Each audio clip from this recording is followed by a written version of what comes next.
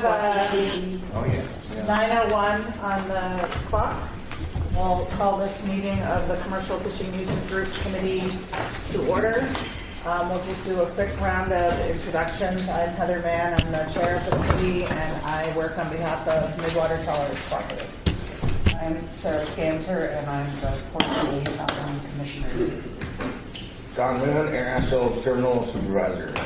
Aaron Bress, Director of Operations for the Port. Terry Dressler, Interim General Manager. Karen Hewitt, Administrative Supervisor. Mark Harris, Accounting Supervisor for the Port. Ted Gibson, Shrimper Traffic. John Holt, I represented Shrimper.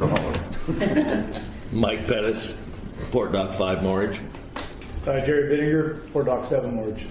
David Jenks, Distant Water Fleet. Bob Eder, I represent Fixed Gear. Mike? Mike Storage, Whiting Fisherman. John Moody, General Manager, Pacific CFUG Port. David Olson, retired fishery biologist. Great. I need to leave by 11. So I don't know if my truck will be ready by then. David will take you. So why don't we just jump right in? If it's still going, I can turn the gavel over to the vice chair, Bob Eder. But hopefully we can get through all this, and we all have lots to do. So are there any changes to the agenda?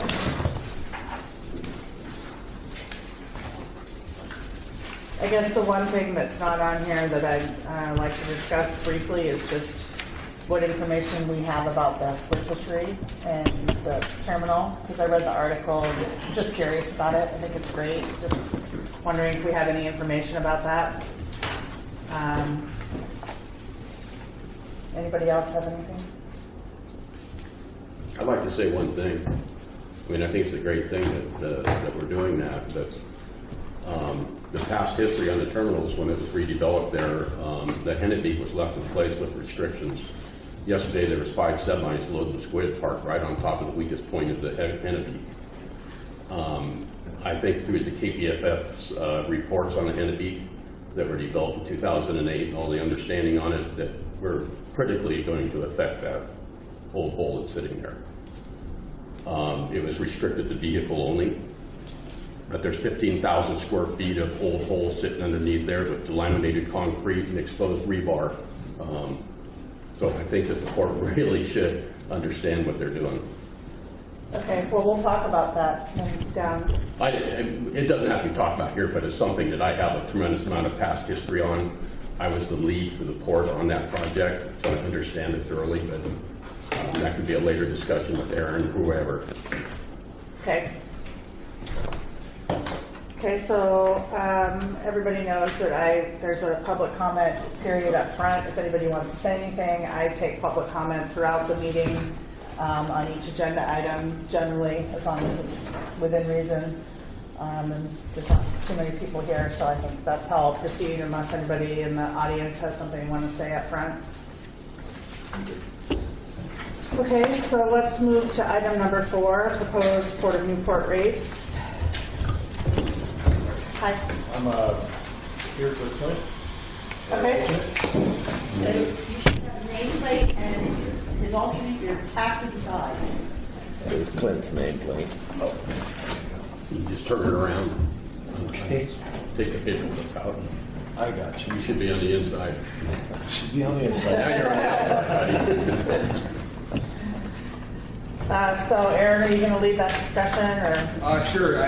So what I did was I prepared a brief report that kind of was an attempt to follow up on a few things that came up during the last meeting, and I referred to my original report from the budget packet from the 2nd of April in a few different places. But so mainly, again, the recommended changes I made with the moorage rates in the commercial marina were in keeping with the discussion we had at the last meeting about the potential of doing electrical upgrades down in the commercial marina by using the incremental revenue, the difference between where the rates currently are and then where they would be at the end of 3 years.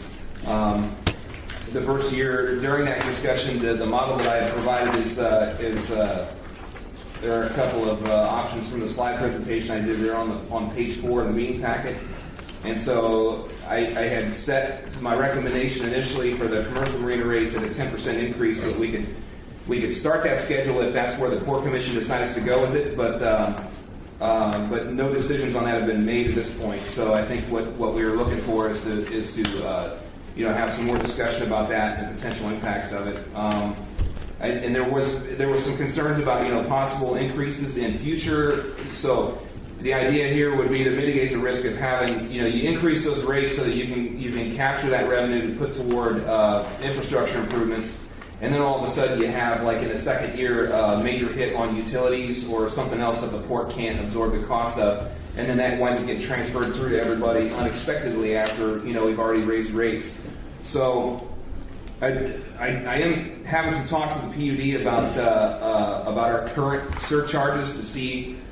Apparently, so the fee schedule that we're on is one of the most complex that there is in a commercial marina, and the PUD doesn't particularly care for it, and it's very difficult to understand. I don't have a good understanding of it, but he's working with me right now to determine whether or not our current surcharges meet that cost.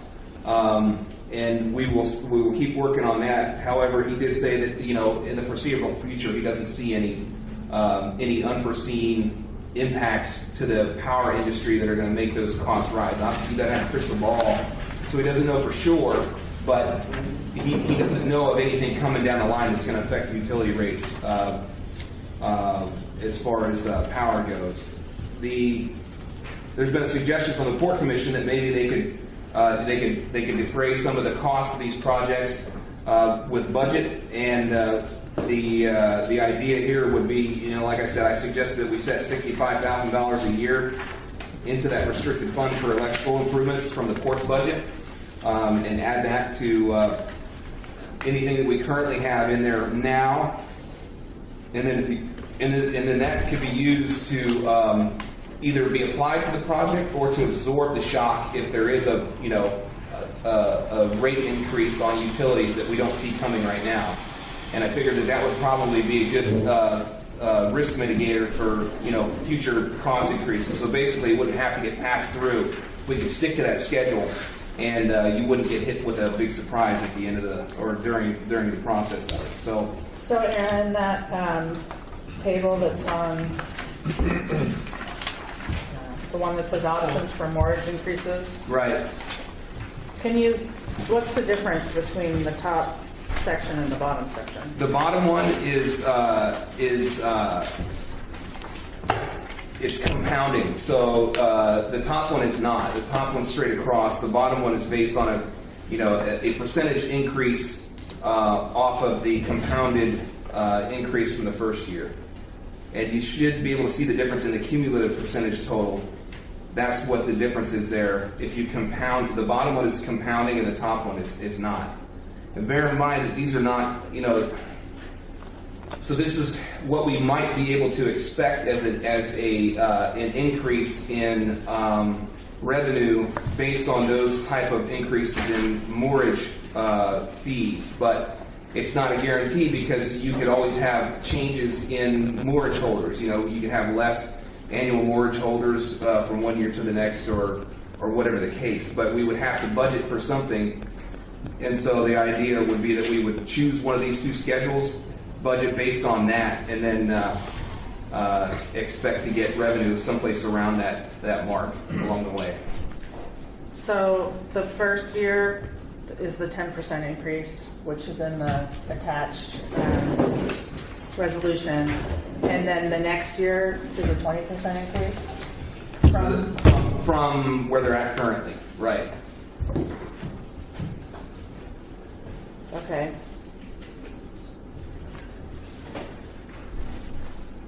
And that's the numbers we talked about in the presentation last night. Yeah, that's right. So it's a phased-in approach that gets larger. That's right. Second and third year. That's right. Yep. And of course, the idea here is we're trying to, generate the revenue it's going to take to get the electrical improvements done that we need to do. And I think one of the variables is a decision on how we want Port Dock 7 to look in the future. that decision hadn't been made right now, but, you know, if we have this money, if we have this revenue coming into the port, we position ourselves so that when that decision is made, we can get those upland electrical improvements done so that we can get ready to get Port Dock 7 redone. But within the first year of collecting these, you will already be doing upgrades on Port Dock 5? So the timeline on when we want to start the project is up, still yet to be determined too. We could possibly say, okay, well, we plan to bring in X amount of revenue over the next 3 years, so let's start on these projects now. Or we could wait until we accumulate the revenue and do it at the end. I don't think those decisions have been made yet. Oh, I was under the impression it was urgent when you were talking to us last time. It is really important, yeah. And if we could start it sooner, I think that we are much better off because we could get those pedestals replaced at least, and that would be very good. So if that's the way the Port Commission wants to go with it, then we could do that. That's part of what we'll discuss Tuesday at the budget work session with the commission. I think it'd be better to get started other than waiting 3 years. I mean, things are collapsing already down there. Yeah.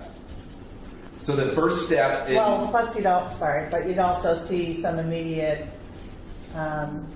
results from paying your higher fees. And I think that would bode well for the people that are paying it. To like see the results of that additional bump and know it's going to that. Yeah. Yeah, definitely would be good. The precursor to being able to get started on it will be the conduit going out to pier. So that's, in this year we're budgeting to get the pier rebuilt, and so that's the plan. But if we can do that, boy, that'd be great. If we can start it now. But it'd be a Port Commission decision to do that, I think so.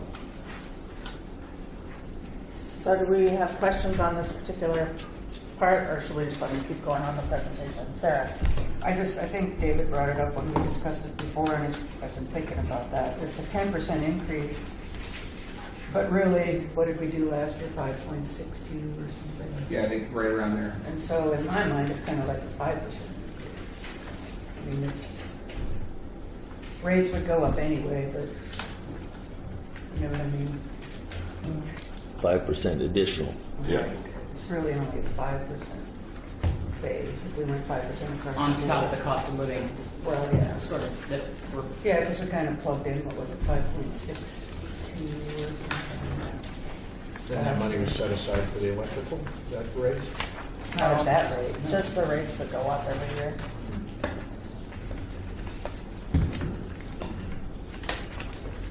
Anyway. Okay. Why don't you keep going with the presentation? Sure. Lost the spot there. Okay, so commercial marina.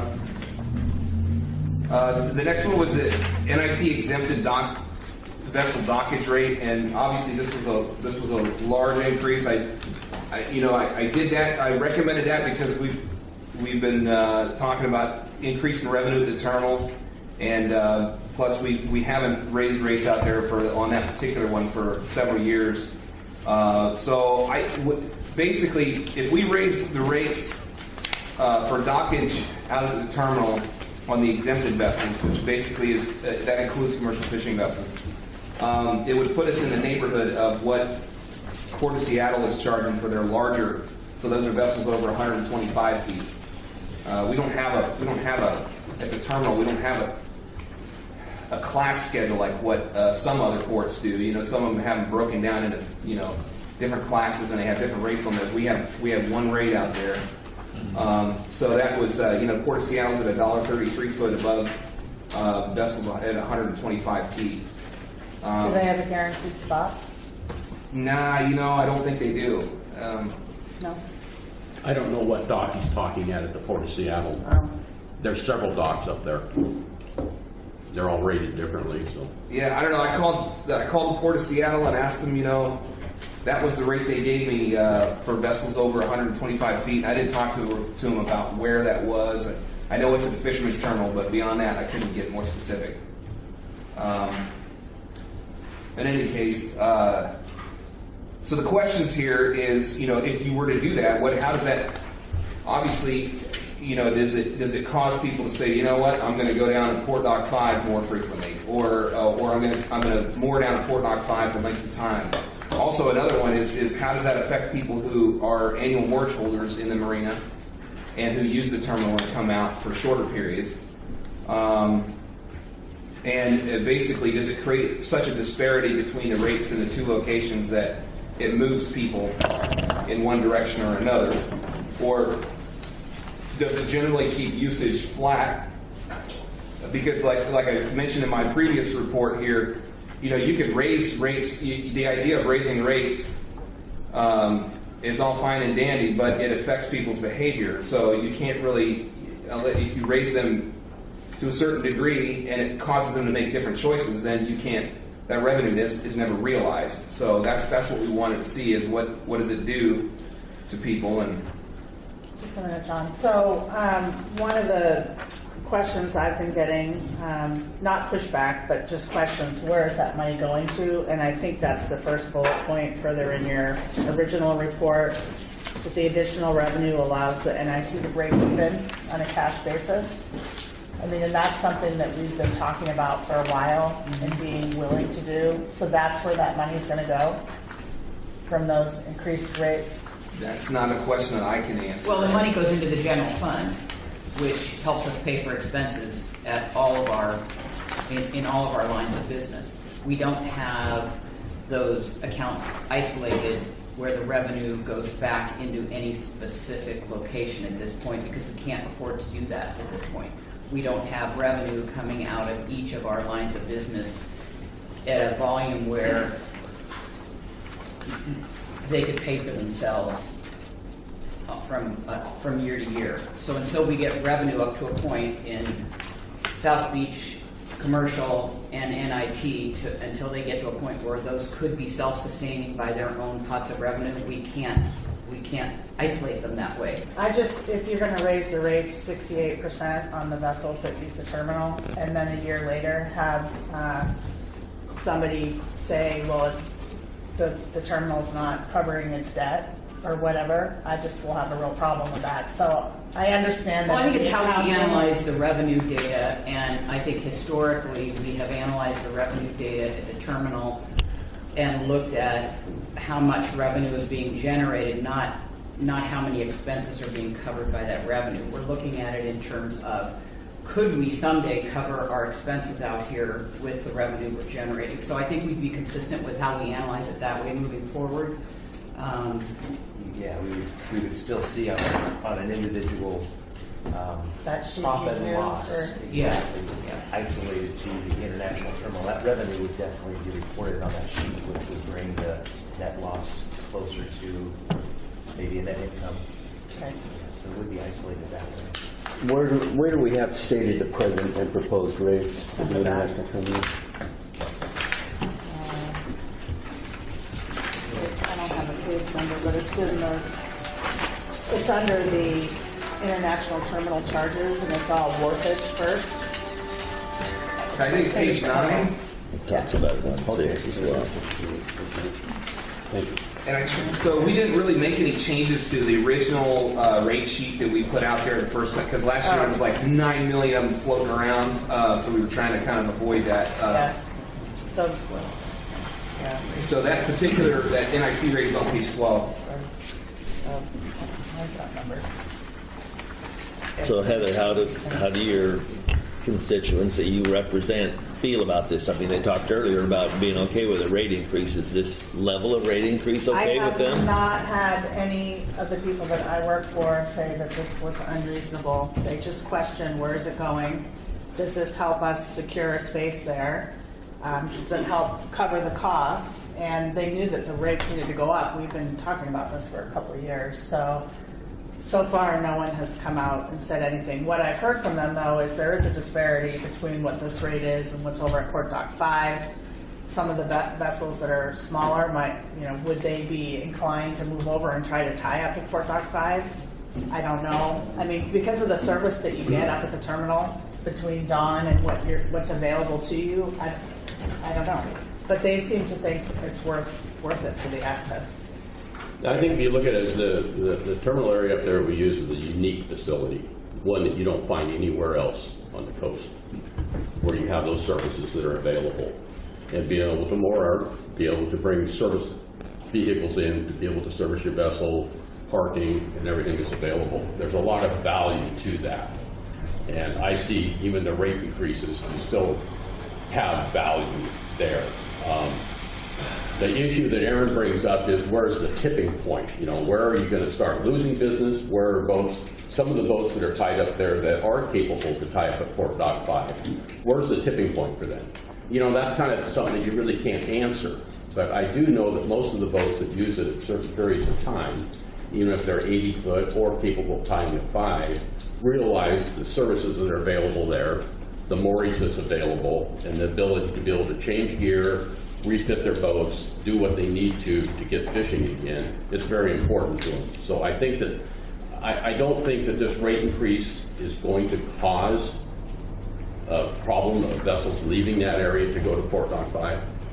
I mean, there might be a little bit, but I don't see it happening because of the periods of time when it's used. I just don't see that happening. Well, there's also, there's only a couple boats, right, that can actually fit over at Port Dock 5. Yeah, there's only... A lot of them can't fit down there. Yeah, because they'd be taken up if they pulled into a slip. I mean, there's side-tight areas where they could fit, but any of the slips, most of those boats wouldn't fit in because they'd be taken up 2 slips. Right. But so, that tipping point you talked about is a double-edged sword. It is. It's a loss of revenue to the port, and it's a major impact to the other users of Dock 5. So. Yeah.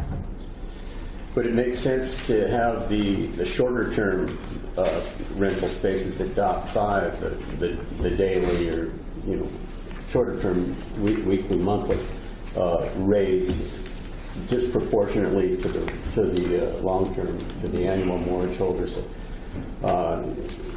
You were mentioning how a shift might affect long term moorage holders, and it's a challenge as a long term moorage holder, and most of us are at this table.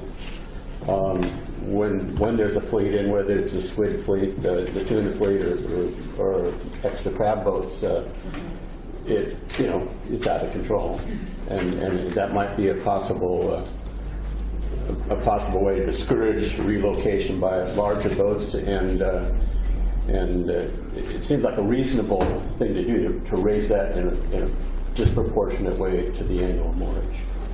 So the squid boats that are in right now that aren't from here, what rate are they paying out of the terminal? I was just talking to Dan about that this morning. It depends. Some of them may. I couldn't say what every single one of them are doing, but that's one of the things I want to run down. They're definitely not getting an annual moorage. No, I know, but they're probably not getting a semi-annual. They're probably going with that monthly rate is more than likely what they're doing, but I don't know for sure. But that's one of the things I want to have by the time this squid thing is done with, is a breakdown of what the moorage look like. But what Bob mentioned is something I was thinking about too. Is like, I don't know if that's one of the things that's not in here is there was a slide there where I showed that there was from that presentation at the last meeting, there's a drop in annual moorage overall to the port, and you can see that there's a shift in people that moved onto the annual moorage because I'm assuming the discount rate was so high on it. So if you adjust them, and I haven't had enough time to really figure out what those monthly rates would need to look like to get them adjusted out to where it might, but it's another one of those things where you have to figure out, where's the tipping point where it's actually going to cause people to move on to those. I don't know. But we might be able to do that is, focus more or move over to adjust those transient moorage rates a little bit higher so that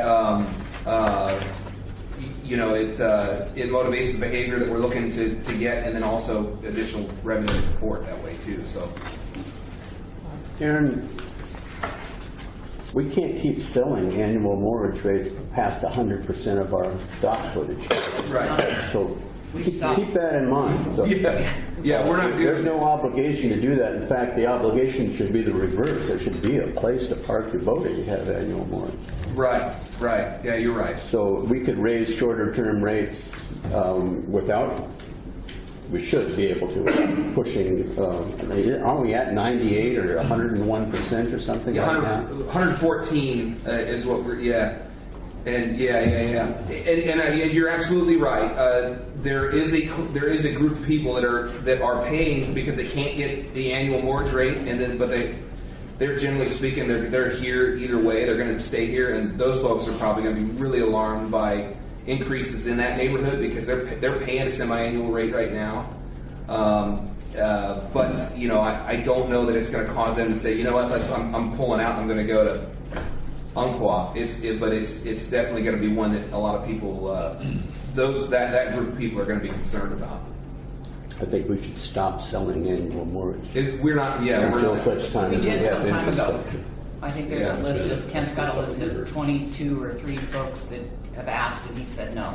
Oh, we're up So that that's high. been for, yeah, I don't know what his exact tally is in terms of folks he's turned away in the last year, 18 months or so. And didn't we say some of those people are people who had boats here? Yeah. And have lived here, they sold their boats, they have a new boat, and they weren't even given annual mortgage on that boat. So there are people that's what they're saying. There are people that are, you might not know they don't have an annual mortgage. They're local people that maybe even with a replacement boat, and they stood firm to their rule, I think, is what they said in the last meeting. Need to build it. Yeah. John, you had a question? Or? Yeah, and it had to do with the storage and raising rates and that tipping point. We at the international terminal we have a spot sectioned off, right? And we're about at that tipping point. Last month we paid $2,000 and it's an additional $700 just in forklift fees. And you can buy a pretty nice piece of property for that with year-round service. You do whatever you want to your stuff. Talking tipping points, that's where we're at.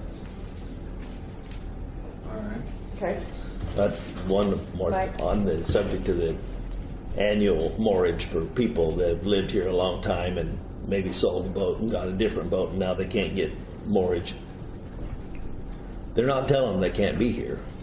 So to Bob's point, we can't sell more annual mortgage if we don't have a space. Well, they're not telling them they can't come. They're not telling them that they aren't going to be parked where you'd like to park. They're just telling them they got to pay more. And I don't know if somebody's lived here 25, 30 years and they bought a new boat or if they bought a second boat. They're part of this community and they've been, supporting this community in all the ways that the rest of us do. And to tell them that they can't, a point in case would be Nathan with this new boat that he bought. He's can't get annual mortgage, but he's been around here for 25, 30 years, And he's just paying. And he's going to be here, taking those spaces, whether he's charged more or not. So, I don't know. Did he get rid of his other boat? It's for sale. He hasn't sold it yet. But like Clint with the Widgeon, there isn't they sold the Best Chat, now there isn't a Best Chat anymore, and there's the Widgeon, and he doesn't have annual mortgage. But he has his boat moored But here. he does have his boat moored here, so it's one of those situations, and I think there's quite a handful of people that you could say that for that have even replaced boats that aren't here and they have new ones, and they weren't given the mortgage. And I'm not saying it's wrong that they're paying more. I'm just saying that they have been sticking firm to that, even to local people that they've known for 20 years. It's that they're trying to not overbook anymore. I think it doesn't stop people from coming. Right. Well, that's why we need Dock 7 rebuilt. We do. Bottom line. Gary? We were talking about Mike's point where some of these guys aren't going anywhere. They're going to be here for ever a long time. I mean, it seems to me those guys are, they're using the facilities at the terminals, they're paying money, they're contributing to the community. They're spending a lot of money in town. They're employing a lot of people in town. It seems like those kind of guys over a period of time should get some kind of break. For the guys that are, your home port boats should have some kind of break. If they're here for a long time. They're not a tuna boat from California or a squid boat from California. Wouldn't be much of an issue if there were designated spaces for annual mortgage holders like there are in virtually every other port that we visit. Every other port. Okay, every other port that I can think of, and a designated transient space. No more issue. I mean, if But we're those not guys are- there. I mean, you know, they're contributing to our community. They're spending money here. They're not going anywhere. Oh, I agree, Gary. I'm just saying that it becomes a stress point because it's hard to find a place to park. David? did you Yeah, have well, another? you know, transit was always in the past, and in history past, was the out-of-town boats that came in and needed a place to stop. That was always the terminology of a transit vessel. I agree with Gary. You have local people that have been here all their lives, been commercial fishermen all their lives. I feel that they shouldn't be held at the same rate as the transit vessels, the true transit vessels that come through and leave, squid vessels, whatever. They shouldn't be treated the same as that. There should be a category that fits into that. I agree with Bob. You know, we tried the separate moorage rates. We tried our permanent stalls a long time ago, and it failed instantly because, I mean, it lasted maybe a year. We all had our little slips, and we even had our name tags on our slips. And that lasted probably about a year, because there was absolutely zero enforcement to be able to enforce it, and the cost of the port was so huge to enforce it that they just let it drop, and they figured out that double dipping, triple dipping, and quadruple tripping on all these moorages was making a hell of a lot more money than having individual stalls. So to turn back now without any other moorages, I don't see it as where you can get just your own permanent stall that's always there when you come in.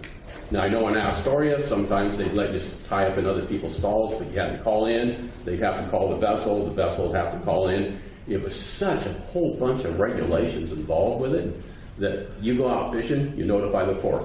Before you come in, you notify the port so they can go down and clear out your stall. A lot to it. We don't have the docks, I don't think, available to do that. But speaking to what Gary said, I think that if there should be something here that protects the local people who've upgraded or are continuing the fisheries, because they're paying the taxes, they're paying everything else that keeps this port going. And that they're here the full year, not just during tuna season or during squid season. Let's keep going with the presentation and then we'll talk about what our recommendations are on these. All right. Can we move into the gas one that? Yeah. So I looked around. Let me make sure I got the right paper I'm looking at here. Page 4. Yeah, bottom of page 4. I've got like 5 different meeting packets in front of me. Okay, it's a fuel surcharge thing. I called around a bit and I talked to some folks. I got the Port of Brookings charges an 8-cent per gallon fuel surcharge. Coos Bay is a penny. Port Umpqua's 2 cents per gallon. So and then I talked to the Coast Guard about regulations because one of the fuel folks that I talked to said that we really got to be concerned about some of the regulations that are going to come down the line in the future on fueling.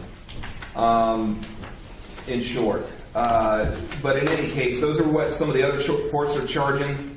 I still got some more work to do on regulated fuel transfers to figure out requirements for that. But in any case, that was the information that I came back with. So that's totally different than the reason this was put in place in the first place, right? I have no idea why it was put in. Well, it was kind of corrupt when it was put in place. Right. We had a port commissioner who owned a fuel dock in Embarcadero, and she felt that the large vessels were taking fuel up at the terminals, which those vessels couldn't get to her dock anyway, and they'd plug up Port Dock 5 dock, and so the port says, well, we will offset that cost to you by I think back then it was 2 cents a gallon. So they'd give this port commissioner 2 cents a gallon of all the fuel that was taken at the terminals to offset what she thought she was losing. They gave it directly to her? Gave it directly to her. Yeah, yep. And actually, they even continued to give it to her after she sold the business and left for several years. And I can see a fuel surcharge. I mean, that's it's like a tax. Newport charges a fuel tax in the summer months when the tourists show up. What's the tax the city puts on? 2 cents a gallon or something, or 3?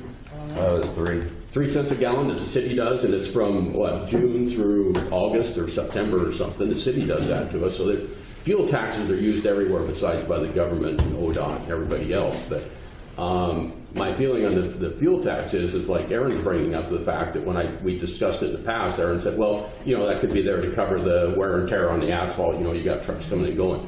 That's fine. But I see now there's a discussion on charging trucks by the axle to access port property, which would be Rogale, Pacific, everybody else that's bringing in tractor trailers and fuel. So I guess one thing is that if you're going to go to that charge, then does that eliminate the fuel charge? Yeah, and my sense is I don't think, because we're getting $8,800 average over the last 4 years or 5 years. Yeah, 4 years. 4 years on fuel surcharge revenue. So it's not really, it's not a significant revenue stream. Right. I don't even know yet on our $7 an axle. It may not, because it's all about volume, you know. So if you're looking at like, let's say there was a heavy trucking volume, you know, operation going in down there at the terminal for some reason, at $7 an axle, it's not sustainable if you have a lot of traffic. But for, you know, ones and twos here and there, it's not real bad as far as the user's concerned.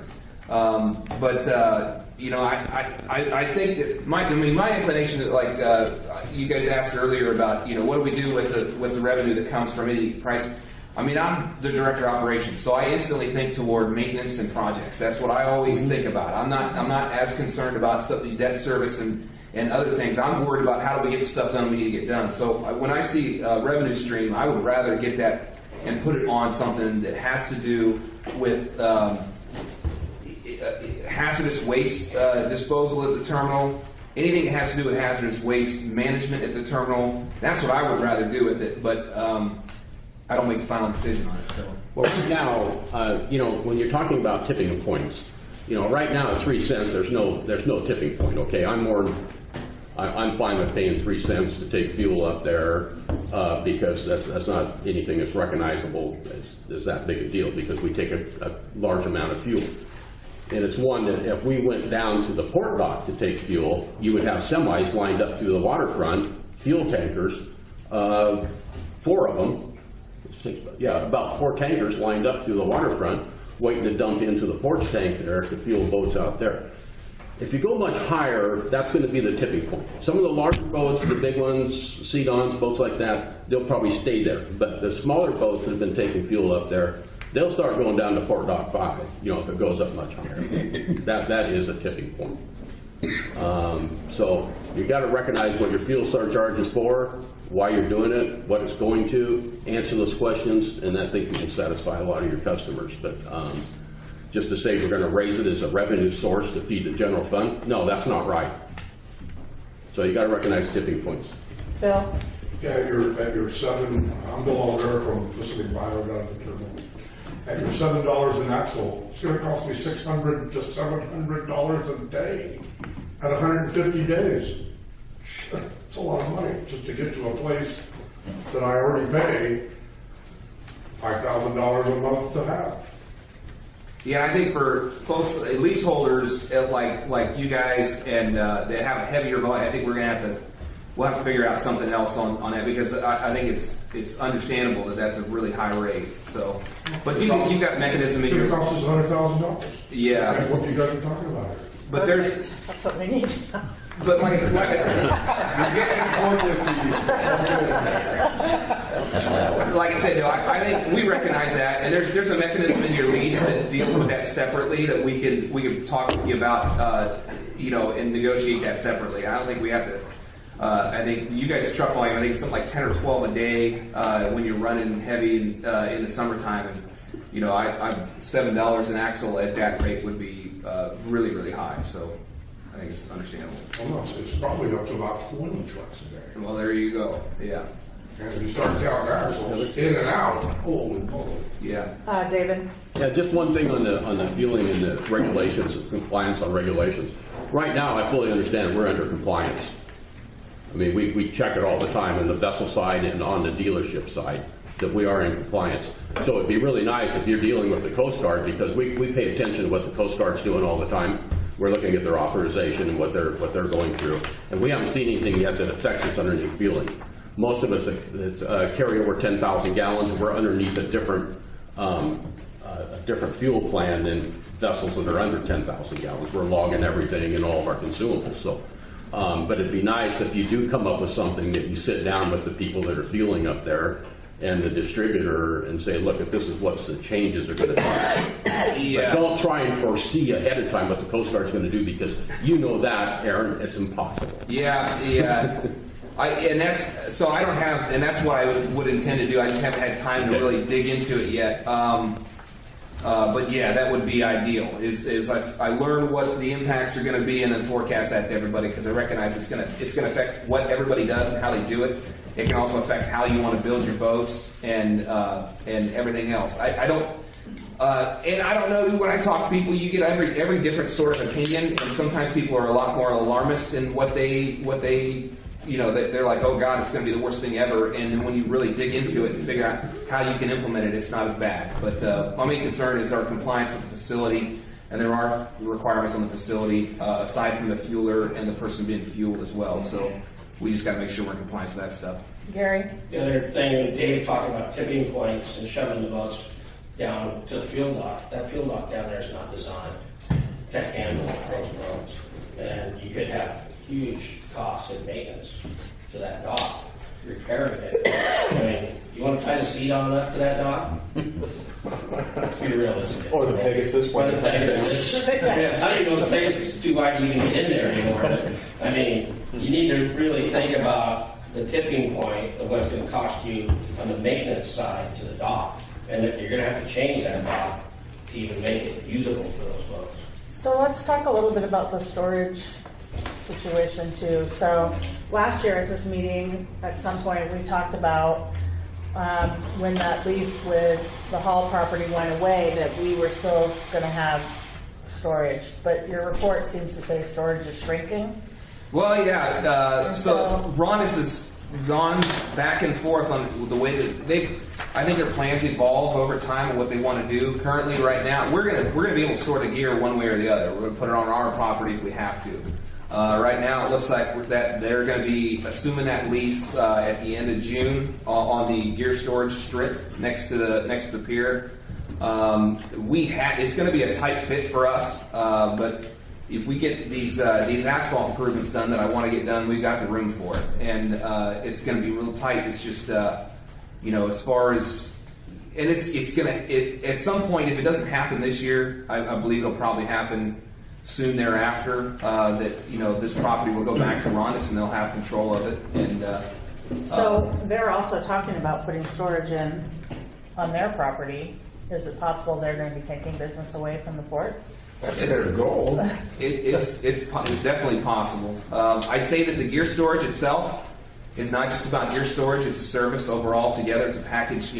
I think what most people want to be able to do is to call Don or whoever's the term. They want to call a port and say, "Can you have my stuff ready for me next week?" And they just want to know that it's going to be there. As far as somebody storing gear, that's other than the port, off of port property, there are other pieces there that have to come into place to get it there. And so I think we provide a good service as far as that goes. What I'm saying. So I'm confident that our service is going to be such that people are going to want to continue storing with the port. But they're at some point in time, they're getting in the gear storage business. I don't know what it's going to look like. I don't know if it's going to be at the same rate as us or whether they're going to want to do it at a lesser rate. I don't know. David? So until 2006, gear storage was always on port property. It was moved off port property in 2006 when we started the remediation project at the terminals to make room for our containment cells that we were using to contain hazardous materials that were coming out of the holes in the old ships. So the port paid to pave Hall's property to store gear on to move it out of the way until the project was completed. But until that time, the port always had control over this gear storage on port property. So the issue with the lease is when we leased the Hall property, we did it in intent to gain access to a documented dredge disposal site, which was on Hall's property, which was already documented, already available for us to use for the NOAA project and for the terminal project for dredge materials. So it was already qualified and ready to go. And also, but at that time, it took a big chunk of money off the tax rolls at that time, which is a huge chunk. But, so the port does have history of storing all the gear on port property. So is that price going up for storage? Is that- That's what I had recommended, bumping it up to, I think, 31 cents a square foot. And I recognize, like I said, there's going to be some people where they say, that's too expensive, I'd rather buy property someplace. We do have a great advantage in our proximity to the that's the real, I mean, we're very close to the terminal where the gear gets exchanged. So, obviously there may be some people, I think I've heard it from a number of people where they said, yeah, at that rate, I started looking at property elsewhere. We're still getting a lot of people that bring gear down to the terminal, stage it right before a season starts, and then move it on out. So, the storage, I think it's going to be there in some capacity, in some way, shape, or form. However it looks in the long run, I don't know, but I think Rondis would be interested in taking a percentage of our revenue stream in order to keep that strip, and I think it's a better choice for us to go ahead and turn that back to them and go ahead and keep that revenue stream for the port and provide the services that we always have. So, questions about storage? If there was equipment stored on Hall's property, you talked about the fisherman being able to call Don and say, have my stuff ready. Is there a reason why Don wouldn't be able to go, if it was identified, over to Hall's property and pick up something and have it at the edge of the terminals? Well, that's something we have to negotiate with the Halls, and because they may want to charge us a fee for doing that. It just, I don't know, and that's something we have to work out with Rondis and see how they would want to do that. So right now with that machinery that's down there that's pumping the squid out of the boats, that big, what does that get charged to be there? Or does it? They're getting charged a square footage rate for their whole footprint. They're charged a wharfage rate for the weight that comes across the pier, and then they're charged for, they're getting charged by the axle per truck. And that's, I think, off the top of my head, those are the costs of existence for them down there.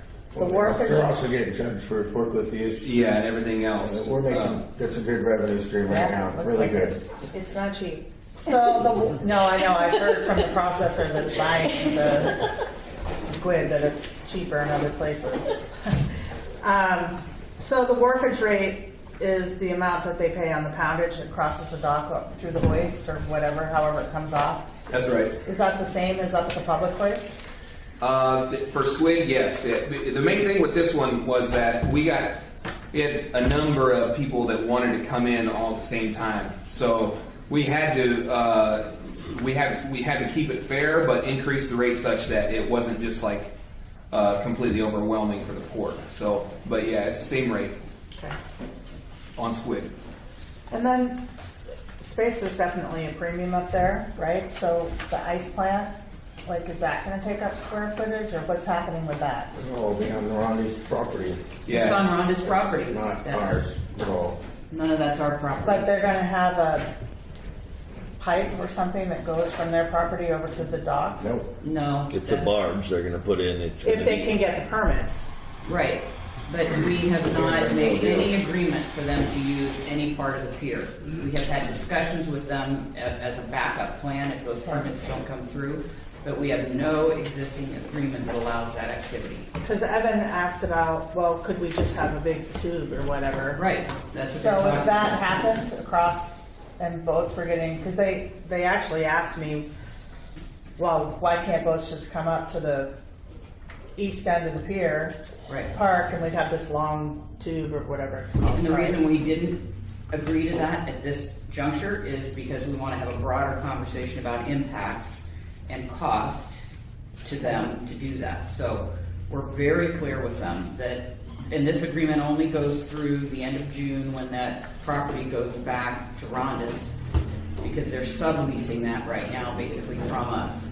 And the commission's very explicit about that, and we've been very explicit with them. So they need a plan starting July 1st. I see. Yeah. Just want to be super clear about that. Do people have questions about that? Was the article in the paper accurate then about the ice plant? Or? I didn't read the article. I've been busy I last don't few remember, days, that so, was last week or something. I don't remember. yeah, I haven't been reading. Relatively. Yeah. Was it? Relatively. As good as media can get. Bill. Not everything is correct. Bill. From what I read, it's a container ice plant, and who's operating it? Not you guys. Community Ice is an LLC. It's a company owned by either Evan, the Halls, but Richard Carroll's involved in it, and Ed Backus in town. It's George, Evan's cousin George, and Ed are the managing. George Hall. Yeah, are the managing principals. Partners. So, are they going to be operating this summer potentially? Do you know, or? That's their goal, Yeah. what I've heard. I'd be impressed if they're waiting in the summer for that. They're tremendous. Well, especially since I don't think they have any of the permits they need. And we all know that's a challenge. Okay, any other questions about storage or the ice plant or the squid activity that's going on? Yeah, Gary. What do you guys think the estimate? I mean, do you guys have any idea what kind of revenue that terminal's producing right now? Kind of curious about that. You mean with the squid? Yeah, I mean, you guys say we're doing real good. What's real good? Don't have an exact number. Yeah, it's where, so if they're in full production, you know, they might be able to bring, I think 100 tons a day in, something like that. Last night was 30 tons, but they only had a couple boats. So it's all, I mean, you know how it is, and, you know. We're sitting at about 300, right at 300 tons across the dock so far. You have any idea? You can start doing the math. Revenue that's generated in the port? I haven't figured that out yet, but it's substantial compared to just moorage or running the crane and moving gear around. I was just curious what So is there a poundage fee in addition to the hourly? Oh yeah. Yeah, they're paying lot storage for all of their equipment, forklift fees, the wharfage across the dock, tying the boat up. That's what you're asking about. That's the dock. poundage fee for that? Huh? What's the poundage fee for that? It's 4 cents a pound. Didn't you also spend some time then of asking around other ports and stuff on that rate? Yeah, I did a little bit of that. Did the best we could to try and make it such that we didn't get, I mean, with squid though, it depends on where they're at, and it's sort of a gamble for them on where they're going to set up and which port they're going to choose. Yeah. So I have another question, and I asked this at the work session, I think, where you guys had your first look at this, about the reduction in revenue at the terminal. When it's so busy up there, it just isn't, it goes against what I thought would be happening. So I was curious if you looked at that at all, or? So I looked at that. I did a 5-year comparison going month by month to find out where throughout the year I'm seeing some of these variations. And I did uncover the year that was the low revenue year, 17-18. Starting in September, there is a 5 or 6 month streak where the revenue was lower, and this just happened this week, so I haven't dug too much deeper. I know what happened at that time was our former general manager left, finance director left, and Pete, the NIT supervisor at the time, left. So I know through that fall there was a period where I wasn't real tracked in on that at that time, where I think there was people from other places filling in because you weren't named the NIT supervisor right at that time. It was a number of months later. So my next option that I want to do is I want to look at individual service tickets for these largest months where there's differences and just do a review how that compares to the same months in the year after and the year prior, because we're on track now to be back up where it has been in the past. So but it's definitely something within that 6-month period with all the change. Okay, I don't That have a makes sense. specific. How could the staff change? Am I reading this right? It's $11,000 difference. How could the staff change the revenue in December by $11,000? because they weren't recording They everything. did. That's what I'm saying. I mean, are we saying they weren't writing it down, or are we just saying people weren't doing services? Or And it could have something to do too with when the crab season started in the year before versus this year. Yeah, except that's from some other November factors. and December, the dock's full of the big boats, so. I think Yeah, the that's challenge what I that we was have wondering. with our system is, and it's the one of the weak links in how we account for things, because it's a manual system. There's tremendous room for human error, especially when you have folks that maybe aren't as trained as others, or they're very busy and they There's a lot to track. just don't There's a have right time. man to And, remember, even with the notepad in your pocket. what's amazing is that Don tracks it as well as he does, right? So we acknowledge and we understand that that system needs to become more automated so that we don't have the challenges we have today. And we're talking about that as part of the budget recommendation moving forward, some investment. Mark's been meeting with people who are trying to help us come up with an electronic solution. So I think a big piece of that, as Mark indicated, is about the turnover in staff and just trying to plug our finger in the dike, so to speak, to keep services going. I think at that particular time, now that you've isolated it, it was also nobody was sure what was going on at the terminals. You know, everyone was like, well, can I come here? Or is this other thing happening? So there was a lot of, confusion. But I think maybe some people thought, I'll just stay in this story for a couple of 3 months. Yeah, it could be multi. So are you proposing, we don't have any charter boats in this group represented, even though they tend to fall into the commercial fisheries component. Are you, there were some pretty significant proposals last year originally to raise those kinds of rates. You don't talk about that at all. I didn't. The only thing, it's like I explained to Terry. I made some recommendations that I had time to do some research and back up what those recommendations were. I didn't get any time to really focus on charter. I think it's its own animal. You got to do some comparisons with other charter ports and things like that. So I didn't touch that at all, other than the standard like 5-something%. Well, one of the things we are doing is stepping up enforcement about ensuring that people that are not operating out of the South Beach charter office, that they have the appropriate license, and I think that will give us some research about what the landscape looks like here and how to address that in the next budget cycle. Yeah, I heard that at the last council meeting. I just remember that some of our local charter boats owners were at that meeting last year pretty upset about the proposed rate hikes, so I just was curious. So from a commercial fishing users group perspective, you've covered the main topics for the proposed rate increases. Yeah, I see you have the laundry in there, but that doesn't really. Yeah, that was more of a mistake. There was a couple things I had a list of things that I needed to cover. Cheapest place in town to do your laundry, by the way, I'm just saying. So I started addressing them and put them on this report before I realized it was the wrong audience. And then I don't think I got it pulled out in time. So, what's going to happen now is this group is going to we're going to discuss and make some recommendations that will go to the budget committee next. Is that correct? Or to the commission meeting? Well, if we can have recommendations for Tuesday's noon work session, that would be very helpful.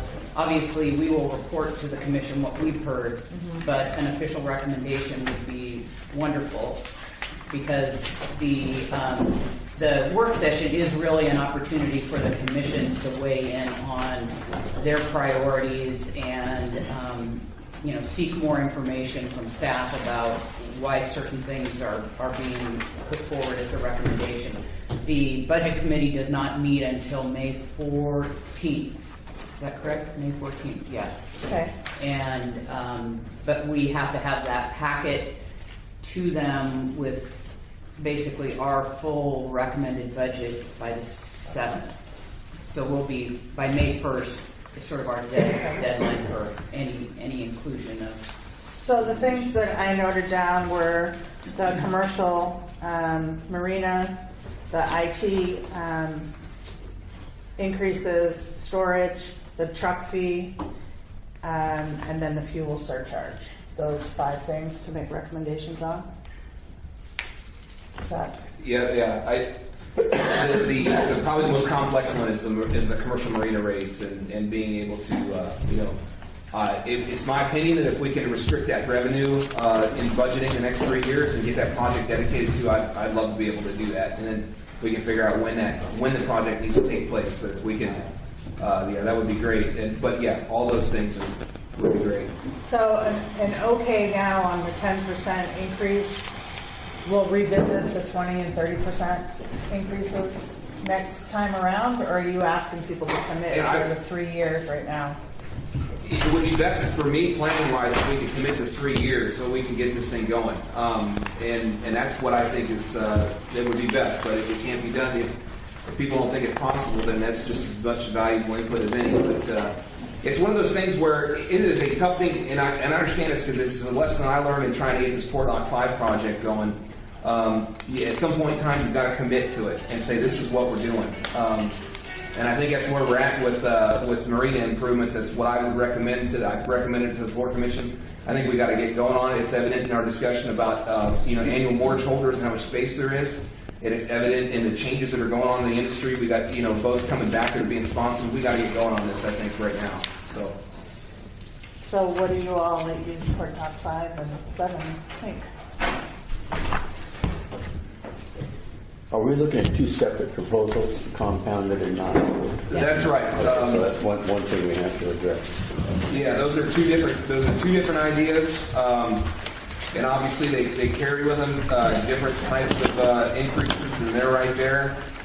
I would say, honestly, if we get commitment from the Port Commission to contribute money from the budget, I think that first option is certainly makes it possible. Do you want to go back through the cost of those improvements that you presented last meeting? The total cost of the electrical upgrades it's in here, right? It's in the middle. I highlighted all that stuff somewhere in the middle in there. So, where'd she go? There. So pedestals and the 50-amp upgrade for Port Dock 5 is about $386,000. And then on Port Dock 7, this is upland utilities, so we can get ourselves situated for 50-amp service and the proper configured utilities that we need there. And that's in about $269,000. And that includes a percentage of increase in costs. What Aaron's assuming for the next 3 years, so that those numbers would be realistic for 3 years out. And of course, we got some planning that has to get done on this stuff, and so it's never an exact science when you're trying to predict the future. But those are the best numbers I got right now. So neither of those numbers are covered by the bottom line on here. The total revenue is covered by both of them.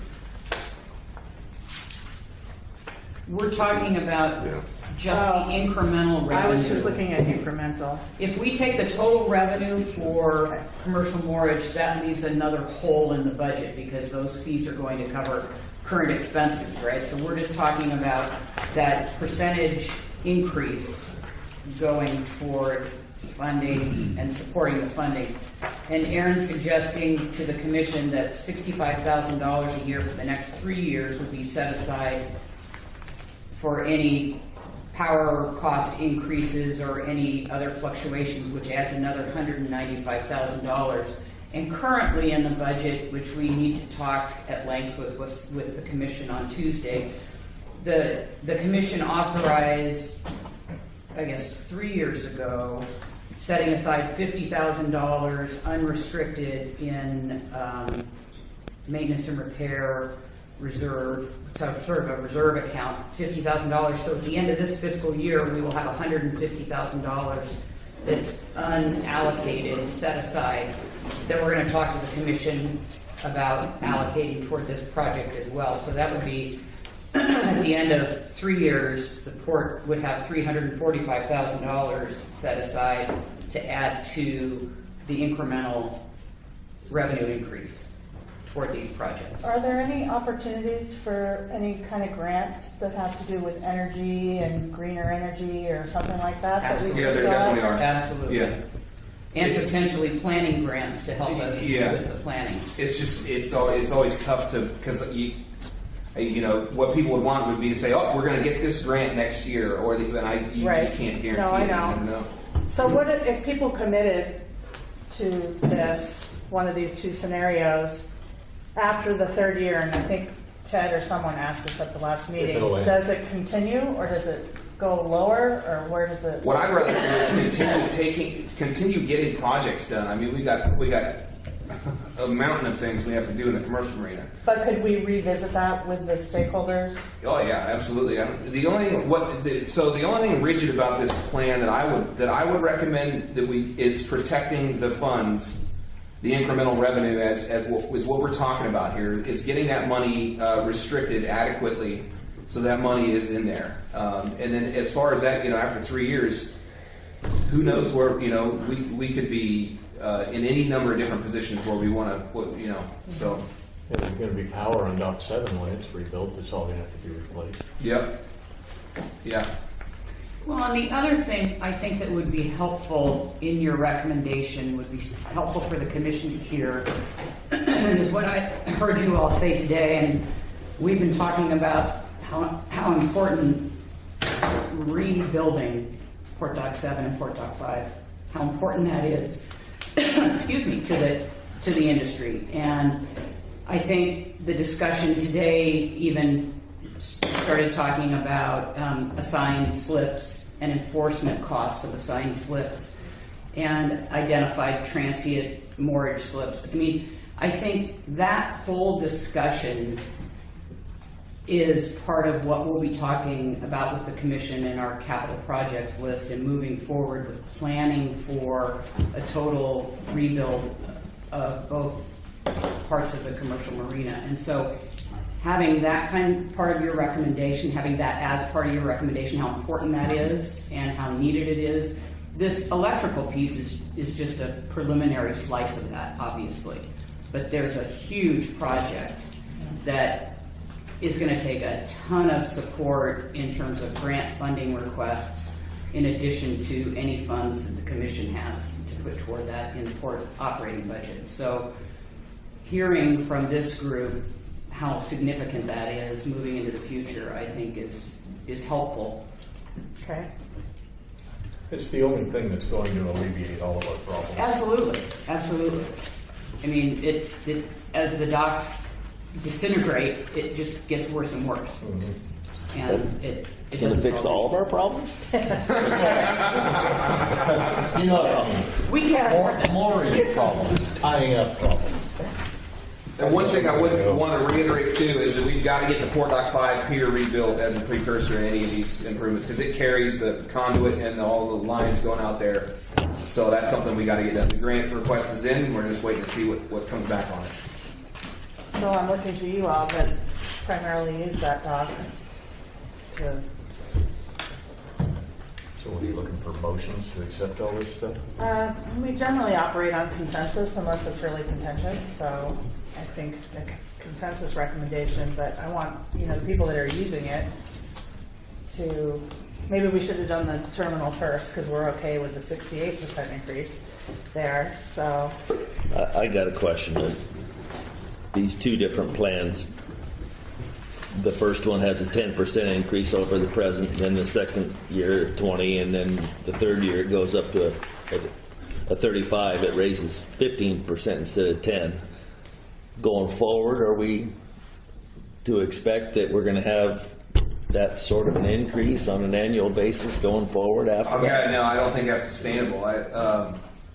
I don't think you could continue. I don't believe that would be sustainable, because even in just comparison to other ports alone, this schedule would put us, I think, comparatively fairly expensive to other ports. So I don't think it's sustainable to do that at all. Could we expect the 5% increase that you guys have been increasing in the past? I mean, is On top of this? Yeah, on top of this, or do you think that? Are you talking about in year 4 or during Yeah, this? year 4. You probably so. I don't. You know, it's. I'm assuming so. That's where you got to be to keep this level. I mean, I'm did not, you mention I'm that? not content. I'm just saying, Yeah. you know, that's probably what you can expect. I mean, that's probably where it's going to be. I I don't want imagine. to put words in your mouth. It's really difficult to try and foresee what that's going to be, but you can punch in numbers that's going to help you. Even construction costs, any projects, anything you grant or anything you project forward, you have to add 3% a year to just that cost. So every year that we sit back and wait on funding or whatever for the approach to Port Dock 5, you can tack 3% on a year to that, and you're going to be pretty damn close just because of the cost and the increase in labor and materials. And most construction companies go by that rate. So you have to keep that in mind. But the one point I want to make here is on Port Dock 7 and the importance of Port Dock 7. That's extremely important to the port and to the fishermen is fixing that. But it shouldn't be just put there as how important it is to the fishermen. It's important to the community, it's important to the county, and it's very important to the state. And the port, and Aaron, I know that the port has done a better job of seeking grants and working towards those areas, but we need to take a stronger front on bringing the state involved, though I don't think we're that favorable to the state right now. But we do have materials that can show how important these facilities are. And like midwater trawlers right now is working on, we're almost completed with economic analysis. These things are going to be very important for the port to be able to use to move forward on this, but we need to create a platform that's just not, the mortgage isn't going to be able to support this. No matter how much you raise it, we will never ever be able to pull our pants up. We'll never get there. So we need to be really aggressive in looking towards the state and the county and the city. Because we are an economic engine, and a lot of times we have to look at our economic ability and what we're doing for the surrounding area. Well, and Todd Kimball, I think, in his presentation, and when I heard him on the radio, you know, said that all ports are in that situation. You know, that's not unique to Newport to have to rely on state and federal grants to get things done. But the thing that is unique to Newport is that we're way behind other ports in acquiring those grant funds. Yes. But we're budgeting, for example, in the coming fiscal year for grants, and we're currently working with Business Oregon about a potential additional grant for Port Dock 5 pier replacement, and we're waiting to hear about Connect Oregon funding and whether that money is going to go for transload facilities in the valley, and if it doesn't, then that frees up dollars. Well, Storia just turned back a $1.5 million Connect Oregon grant. Maybe we can get that. There also is a difference in the way the grants are given out. It's a higher matching funds. Yeah. But we recognize we need to be aggressive about that, and we're putting dollars in for grant writing services to help us because we don't have the capacity to do that well on the staff. Well, Terry, I hope you don't hold that as just your sole responsibility, and that you don't that you outreach to all of us, you know, as this group or the whole commercial fishing industry to help move it forward. Yeah, no, and I appreciate that. I think it's going to take everybody to really make this work. I agree. Well, I missed the last meeting when this concept was introduced, but from listening today and participating today, I, as a Dock 5 mortgage holder and who I represent, I support the non-compounded proposal, the top proposal. I think in addition to that, I would like to see, if I get this right here on page 11, we've got the daily transient rate going up 5.8%. Weekly is crossed out. Maybe there's no more weekly. I don't know. Yeah, that weekly was a new rate introduced last year. Then the monthly. I think these short-term rates should particularly the daily rate should be steeper at Dock 5 and Dock 7, significantly steeper. And I'd like to see that happen at the same time. Do you have a suggestion for what that would look like? Daily and monthly, you said? It could match the percentage increases to the long term, or I think it should be the same or higher. Okay. Say 15% to start. Hopefully enough to make a contribution. To add to Bob's point, I think, the transient vessels use the power a lot, too. If boats in from out of town, they're staying on the boat.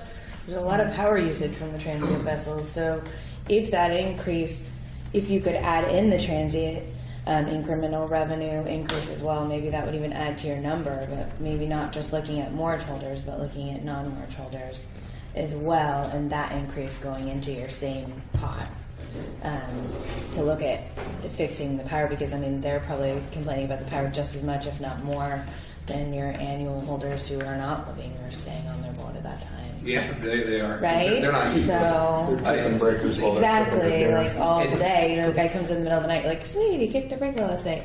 So yeah, I think that happens like almost more usage on their part sometimes. I had originally had those numbers higher. I got more conservative with it because it occurred to me that the transient moorage market is probably a bit more competitive than the annual moorage because so without being able to do a lot of research and really come to a clear determination on it, I was like, well, but certainly we can bump it back up and I can do some more work on it. So by the time we present it to the commission, I can have at least those questions answered in my mind on what if like, say for example, would it cause a significant portion of boats that are chasing the tuna down to go someplace else aside from here? I think you'd have to raise it pretty high, but it's possible. Well, you're talking about boats that are going after fisheries, and I'm also thinking about boats that are going upriver. We've got 3 shipyards now, or places to do ship work. They're coming here, they're going to stage here to go upriver. They're not going to go stage in Astoria to go upriver here. So there could be, a balance between. I like the idea of increasing those rates. I'm a tuna fisherman, and you go into the port you're going to deliver at. It's not, if it's $10 or $20 or whatever higher, that's not going to change me from delivering into Newport, and that's where my market's at, and all of a sudden I got a transient rate, and I come now I'm going to go all the way to Coos Bay. That's not going to affect us at all. Same thing with salmon fishing. It's not going to. It's not a big consideration of a traveling fisherman. The market or things you need to do. Yeah. If we had live bait here, we'd have a choice. I think 3 you have a times little bit better. No matter what you charge. I would rather pay more to come to Newport because of where our facilities are and go to say Coos Bay. It's a way better port. Yeah, except for the end of Coos Bay is pretty good down there on the dock. Your access to services are just tremendously better in this port than pretty much everywhere else. Everything's consolidated really well. So That's a good thing for the state to hear also. yeah, I was just writing that out. I think that they're just, you're probably being cautious, Aaron, because you have a little PTSD from when they tried to raise the rates so much in 1 year, and then that might have affected the transient traffic at 35% increase, but, at 10% a year you're already saying you're raising, about 5% every year anyway, so we're just increasing it 5% over that, what's happening anyways, which is almost unnoticeable maybe to a transient. It's not going to be a huge, doesn't seem like that. They'll be gone by the time they get their bill. Exactly. Kind of what I was saying. Not really noticeable. Unless you live here and you can't get annual mortgage. So what I heard from Bob was option 1 from this table that's here, that he could support that, and then increasing the daily and monthly rates to something the same or higher as that, perhaps 15%. And then I have the rationale for doing that. Is there anybody that doesn't like that approach? I would agree with what Bob says about supporting option 1, the non-compounded one. I would support the daily, weekly, monthly, semi-annual, all being subject to the same rate increase as the annual, with the caveat that I don't think that we should take local people that have long-time mortgage holders and, you know, they're going to be here anyway. It's not a matter of whether their boat's going to be here, it's a matter of how much they pay. Right, they're paying semi-annual. Forcing those guys to pay a higher rate, they're both going to be here anyway. So how do we make that determination? Well, Our residents. yeah, residents, if you've lived here, if you've been a mortgage holder in the Port of Newport for X amount of years, whatever, you know, 10 years, 15 years, you know, then These are the people you want to keep. These are Right. the people that are Yeah. paying property taxes. These are the people that are paying into your community. They live These here. are the people you want to keep here. But also the treatment of semi-annual rates is how you can address that too. And it looks like that increase is 8% change. Right. well, the proposal was that it see the same rate increases that the others. Up through monthly. Yeah, Perhaps. Okay. I agree with that. Is that including the semi-annual then? Right. Well, that was my initial thoughts, but, you know, if my preference would be to give the long-term residents annual mortgage. Their boats are going to be here anyway. But all of these mortgage rates would go up 10%. That would be my, They're all the same. I'd be in support of all the rates seeing the same. I would be in support of all the rates seeing the same rate increases at the Dock 5, Dock 7, with the caveat that longer-term residents of the community not be held hostage to the shorter-term mortgage,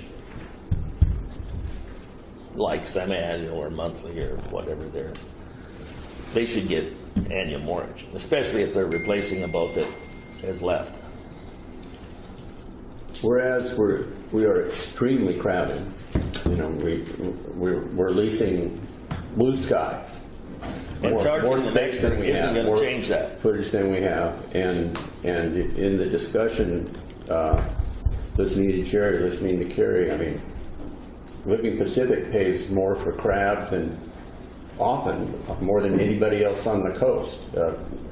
Boats come here to sell product. You know, they're going to come. You know, the extra usage of electricity, people staying on the boats. I think those shortest term ones could go even higher. We should. Higher than the rest of them. Because we don't have the space, yes. I thought looking at people that are working here and people that are mooring their boats, you know, I mean, you're just mooring your boat, you're working 4 or 5 months out of the year, you have the option to go in someplace that's cheaper.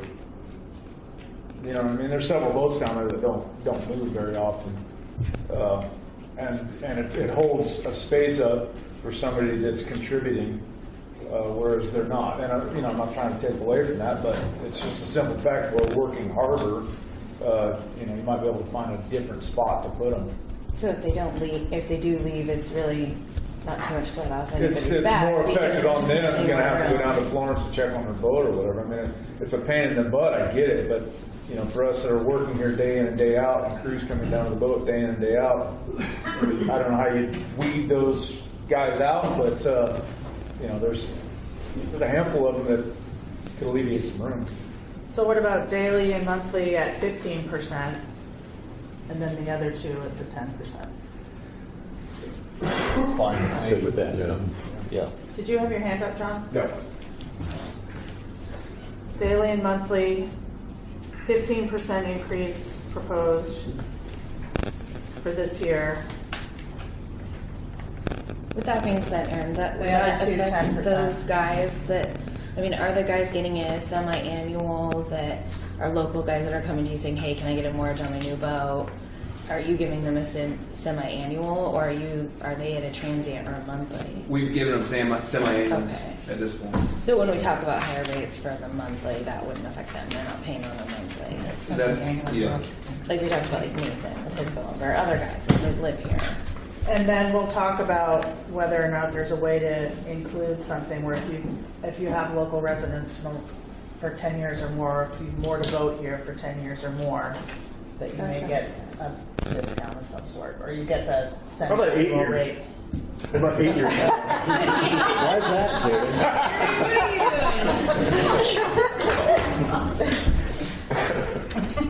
Okay, let's keep moving, unless anybody has any more comments on that. For the IT, for the mortgage, I think that's pretty straightforward. I think we should move that forward, what you're proposing. We support that.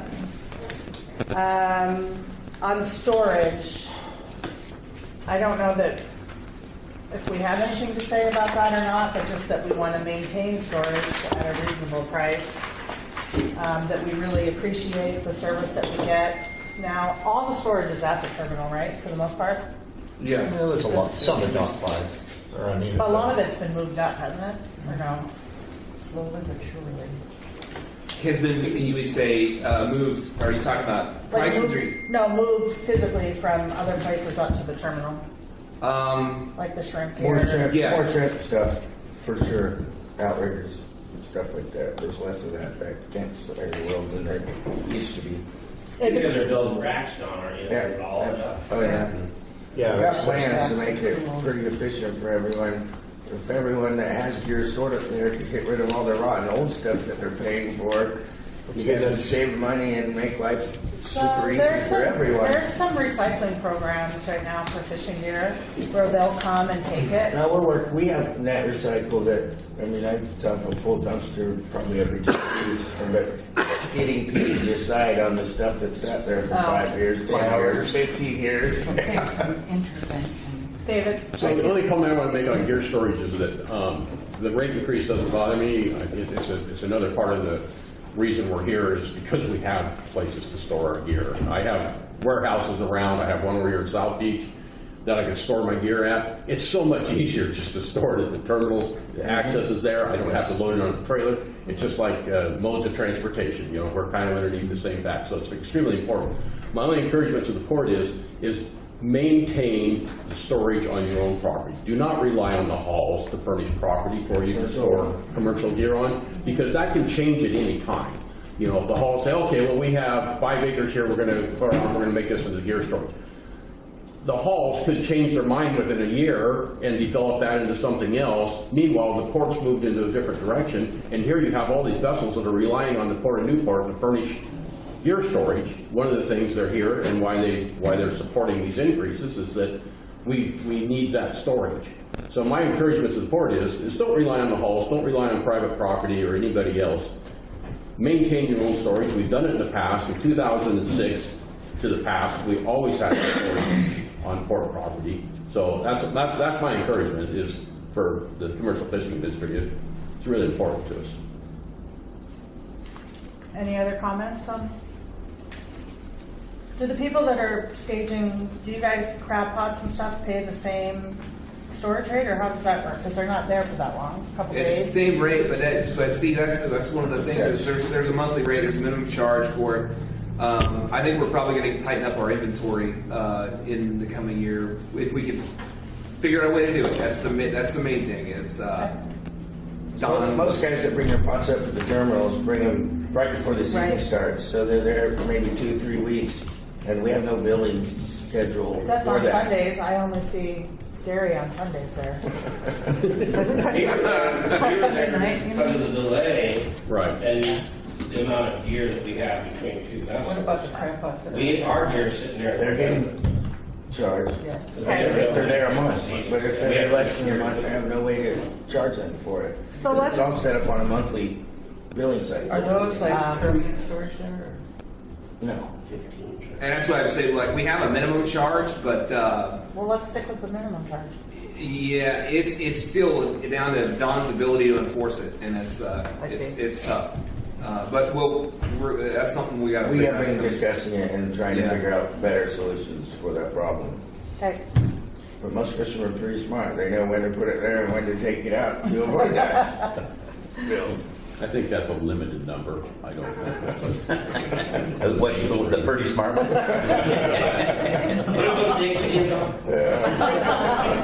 So let's talk about the truck fee. So that the proposal is a $7 per axle cost. You know, we heard from Bill that that's pretty. They'll be separate.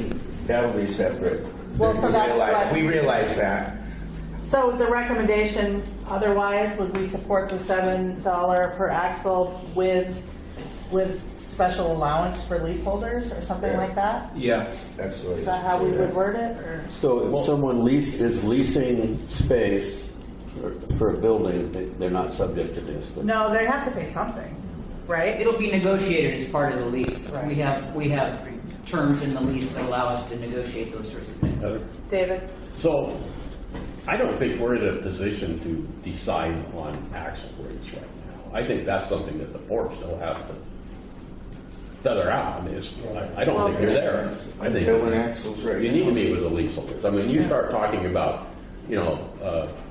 other vehicles besides leaseholders, and you're only talking about what, double axle trailers? I think class 6 and up. Yeah. So so have you identified what that area is and what that's going to create? I mean, because if you're leaving Rogue out of it, which has a tremendous amount of truck traffic, and you're leaving everybody else out of We'll it. negotiate with Rogue. I mean, they will pay something. Right. It will be because of the volume. So all I'm trying to say here is this something that we need to decide on, or is this something that the port hasn't negotiated yet with your leaseholders? I intend to be able to get there this year with it. I got a bunch of traffic counters down at the office that we still got to get set up that can identify what vehicles are coming in, what size they are. It'll tell us what speed they're going if we wanted to. But we can get that established. But aside from that, like what the situation you're describing exists for forklifts too, and it exists with a lot of different stuff. So I think that is how we get it done is obviously important to the port users, but as a policy, if we get a policy put in place that says this is what the charge needs to be per axle, how we do it and getting it done, we'll be able to do it in a uniform fashion that's fair to people. It'll probably, at the current time, it's way easier for us to do with buying operations because our operators know when they load a truck, and so you can say when that truck is loaded and we capture that fee at that point, and then that's good. It's the rest of the traffic. There may be some people that slip through here and there, but there are people that currently, as we identify with storage, slip through with things. Ports, and that's fine, Aaron. My only one point is on the truck traffic is the fact that if I'm paying a fuel surcharge, and I'm paying it, not the distributor. The distributor, everything you charge the distributor comes back to the buyer. So it always comes back to me. So if you charge an axle charge on the distributor, I'm the one who's paying it. You charge a fuel charge to the distributor, I'm the one who's paying it. So it all comes back. So then if you start charging by axle, we're still paying a first surcharge, then you want to start jacking the surcharge up, you're going to hit your tipping point. Yeah, and that's why I left originally, these are my original recommendations even before talking about it. That's why I thought it was wise to leave the surcharge where it's at. And that is wise. And to take that and figure out, I got these regulatory questions I got to answer to make sure our facility's ready as far as compliance with federal law and things like that. And we got $8,800 a year coming in, which is not that much. The trucking traffic would be more, axle charge would be applied more to asphalt. It's asphalt improvements on throughways, not necessarily storage.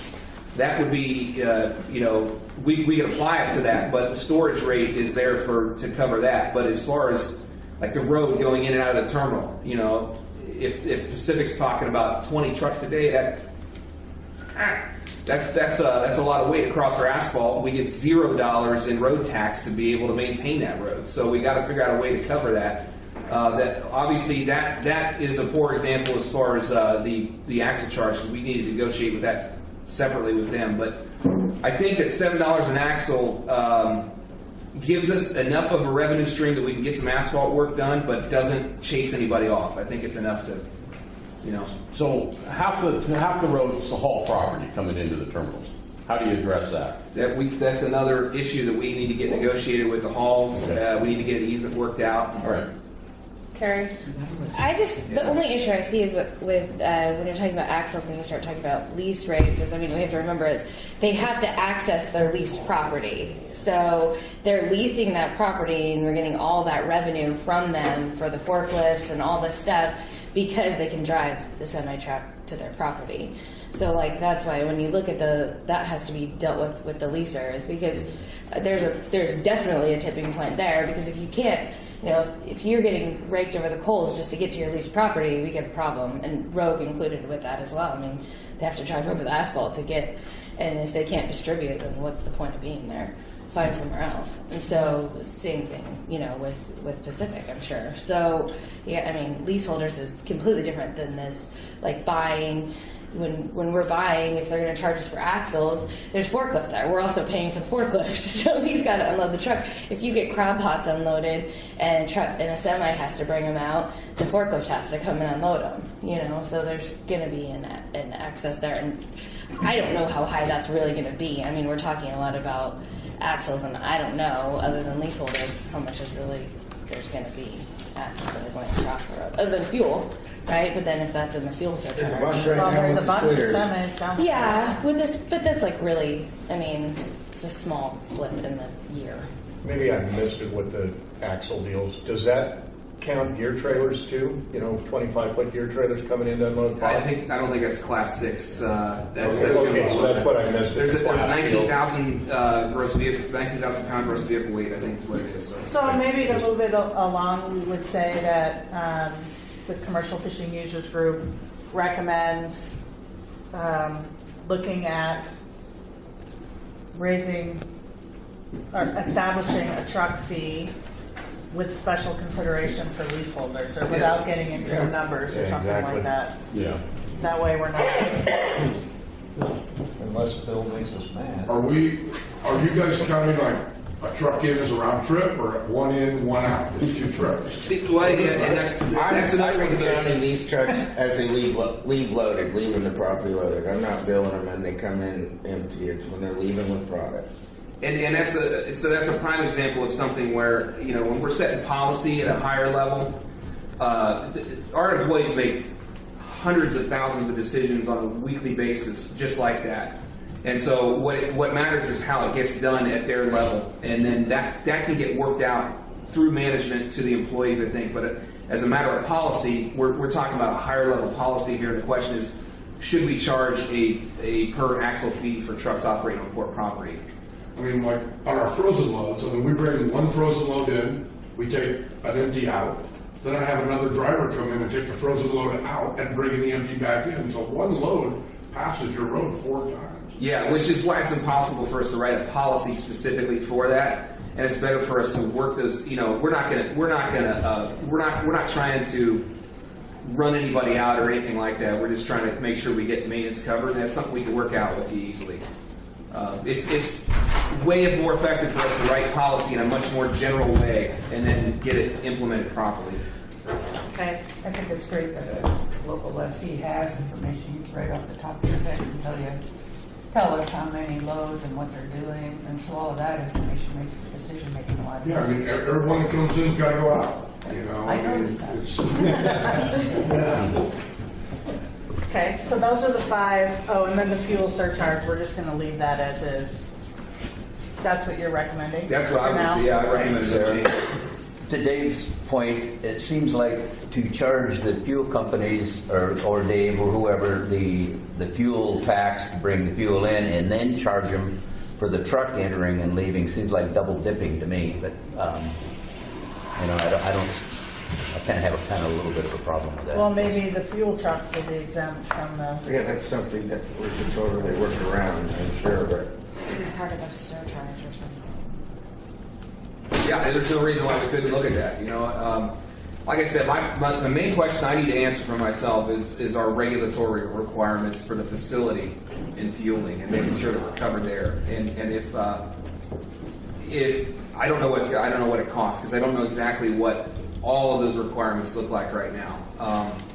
So I need to figure that out. And yeah, So we recommend leaving the fuel surcharge where it's at for now. if you implement a per axle charge for trucks and the fuel charge is in place, exempt the fuel trucks, or the second option would be to use the money you collect from the surcharge to go, well, it would be exempting the fuel trucks either way, and then using the money you collect from that 3 cents a gallon to go toward maintenance. That's what I not necessarily maintenance on the asphalt or the facility, but more toward regulatory maintenance of regulatory requirements. So if it turns out that in the next couple of years we are going to have to boom all the vessels that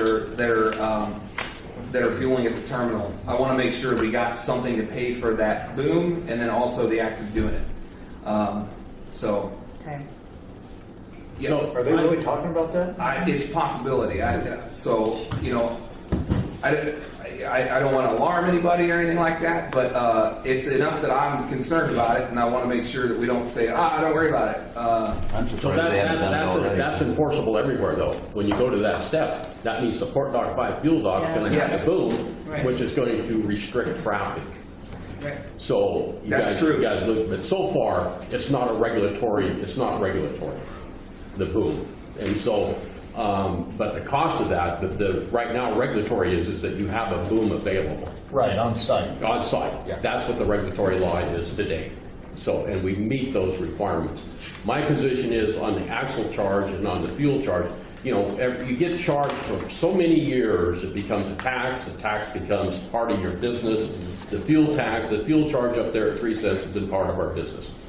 I don't have a problem assuming an axle tax on top of that. If you're just talking a loaded trailer coming in and you're going to pay $14 for it or whatever it is, if it's a double or a single, that's not going to be an issue. The issue is once you put that in place, and then you get the brainstorm that you're going to raise the fuel surcharge up, then you're going to hit your tipping point. Because right now, it's not an issue. If you, I just doing mental calculations here, which I'm not really that good at, but still, if I pay the axle charge and the fuel surcharge that's in place now, I can live with that. What I'm saying is if it goes up any higher, Port Dock 5 better be ready for some big boats, because then it starts becoming more of a serious cost on fuel. Well, that makes total sense to me, because impacting a fuel rate is totally different than, like, we're talking about rates in general, right? But they all affect people differently. They all affect you guys differently, and you got to be able to understand that. I think I got an understanding of it because moorage, what affects your behavior moorage-wise is totally different than fueling, which is like a one-off kind of thing. So I think I get that. My ability to be able to communicate that, and I understand it anyway. It makes sense to me. Okay. Is an axle charge standard in other ports? It's Port not. Astoria, Port of Seattle. It's not. But I called just about all of them, and I said, "Hey, what?" And they're like, "We really need to figure out how to pay for the asphalt, but no, we don't charge one." Uniformly, it was no, we don't charge one, but boy, we should. Yeah, it's going to be just a few more years where that stuff's going to start failing. And we get $0 to maintain it, so we got to do something. That's about $500,000 worth of paving right now up there to make it right. A grant paid for all that paving in the first place. Grant did $700,000 grant. Nice. So let's wrap up this discussion about the proposed rates and move to the next agenda item, NIT operations, gear storage, and forklift use.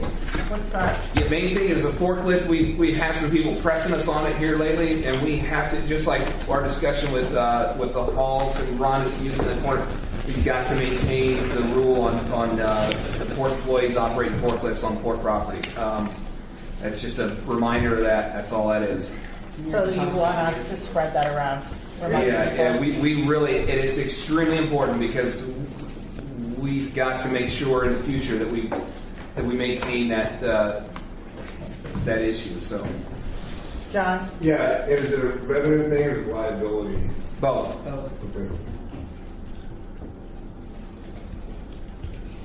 Okay.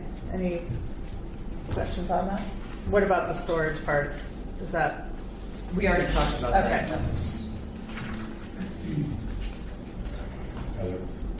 still going to be Yeah. okay to use our own forklifts on port property, right? Yeah. Or is it going to be restricted? Yeah. Or Well, you guys, so this is a very difficult thing to figure out because you guys are a leaseholder, right? It's, you know, so we don't want to impact leaseholders from being able to stay on their leased property and operate the forklift. So that's not gonna impact you I mean, guys. sometimes the boat will be tied up over there, and they'll come over to me and say, hey, Bill, can you run your forklift over here and pick this up for us and bring it back? Yeah. That's exactly the thing that we have an ordinance against that. So, and it's in the port ordinance. Please say no, is our request. Well, so like for Bill, he leases warehousing from you. Yeah, right next to the meal plant, and they transfer materials back and forth from that lease to the meal plant. You would have to have a full-time guy up there full-time to be able to do that. We're not looking to change leaseholders' behavior right now. Okay. The thing I need to reiterate is we've got a port ordinance that gets people operating, because it turns into a free-for-all is what happens. And, so we're not looking to impact our leaseholders. We just need to reiterate to everybody, we got an ordinance that gets people using forklifts on port. Going forward, we shouldn't go over there and do anything. Yeah, there's a difference between. So there's a difference between you guys servicing a boat because they need some gear moved off of the terminal, and you doing your regular operations. And we don't want to impact your regular operations. Nor do we want to impact our regular operations, which I mean, I've is. taken a load of bait over there and dropped it off, but like to the Michelle Iron or something, you know. I mean, we'd go over there and he'd pick it up with this crane and put it on there, come out of my freezer. And I run it across the port to where he's tied up there, and then he puts it on his boat. $88. Well, that would be kind of Bill in the same position as if I decide to put a freezer in my gear shed down there and to be able to put bait on my own boat and use my forklift to do it. So you're kind of getting into an area that you're opening a door that others might assume I that's okay always to say do like, too. oh, I'm getting this call, I've been waiting for a long time to see you later. It's important to the port because it's the port's job to maintain that pier and to regulate the use there. And so we have to maintain ownership of that space and regulate it properly. And we just can't, you know, we've got to maintain that. It's the port's job. So. Okay. Anything else on that? I got nothing else. Okay, the next agenda item is an update on House Bill 2284. I had asked for this to be added to the agenda. I don't know, Terry, if you have anything that you want to share, or any of the commissioners that are here. I know that yesterday they officially posted that there'll be a hearing on Monday, the 22nd, at 3 p.m. in Salem. This bill is being heard with two other bills during that 1 hour and 45 minutes in the joint House and Senate Committee on Transportation. The industry, I know I'll be going over and providing some comment. I'm sure others may, and I think just whatever the port's working on, I guess, that can be shared, I'd be interested in. Well, I'm the vice president of the commission, and Stuart Lambert is the president. So we met yesterday because the thing just came out formally that we're sure. It's at 3 o'clock. I still am not sure what type of hearing. It's a public. It's a public hearing, but are there any stipulations about who? Well, usually they'll have something that says invited testimony only, where they invite people, and if that's not on there, it's a public hearing that anybody can speak. So Stuart and I are well prepared to go over there representing the port formally to give testimony if need be. You know, we just don't know how they're going to address the meeting that they're going to want. And so we're, you know, just basically following the same lines of communication we have, then it's important to start communicating with these people and have them understand more of what our position is. And we have a resolution that we made, and it was a 5-0 resolution that we reject the notion of them coming in and taking over the port. And so the commission is very solid in our messaging that we're basically like, what good is this doing? What is the problem that you're trying to fix? Because we don't really see that there's a problem. Our commission is really representative of the area, I believe. We're not all the same. We're not. And the commission itself through the years hasn't been overstacked, as you pointed out in some of your research, for fishing and stuff. So the general feeling is that it just had enough pressure put on the people making the decisions that they want to have a hearing. And so we're just going to go and represent the board the best we know how. Is all of the commissioners on board? I'm not sure. I know that Stuart and I just got together to. Well, they're all on board with the resolutions already passed. Final So close it, resolution. yeah. We just want to point out we're all pulling in the same direction. We hit a tough spot, and you know, we brought it upon ourselves to some degree, and so we certainly understand that. But my message to them is that we've got a long way to go, but we want to. I think it's important that we really build on the relationship with our community at large. You know, that the city and the county know what we're doing, that customers know what our thinking is, which of course is through policies which we use. But we want to get our message out. We've made a decision to get a communications person, get the groundwork for that, templates and stuff on how to talk to the powers that be. And just really, I think it's the first move is to really shore up, no pun intended, our relationship with our community. You know, just here in Newport and the county, and have more regular, normal human interaction with the legislators. So we're trying to normalize the world. But we're trying to fill the void so that misinformation doesn't fill the void. Any questions? No, I think that's great. We can have another public comment period, or any comments on future agenda items if anybody has anything else they want to say. Quickly. Yeah, sure. Dock 7, the outer dock there, because of so much traffic now, has been tied up with a lot of larger boats like myself. There isn't a lot of water left in there. The cliff straw is roughly 13 feet when I'm tanked, and I have to park now on the west end if I'm tanked because it'll lay on the bottom. Secondly, it's the boats have used the cleats to pull on and off with. The cleats are coming out of the dock. They're pulling loose, which is dangerous with the size of boats that are parking out. And we have a salmon season getting ready to kick off, and we're going to have a huge influx.